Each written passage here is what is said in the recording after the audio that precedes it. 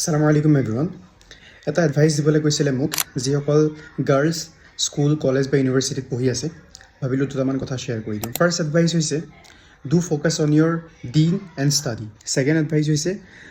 কোনো কাৰণত কাৰো গিফ্ট ৰিচিভ নকৰিবা লাগিলে যিমান মূল্যৱান গিফ্ট হওক যিমান ডাঙৰ গিফ্ট হওক যদি কিবা লাগে নিজৰ পেৰেণ্টছক ক'বা আৰু যদি তেওঁলোকে দিব পাৰে আলহামদুলিল্লাহ যদি দিব নোৱাৰে সবুৰ কৰিবা ধৈৰ্য ধৰিবা always grateful to your parents and thirdly কেতিয়াও ল'ৰাক ট্ৰাষ্ট নকৰিবা আৰু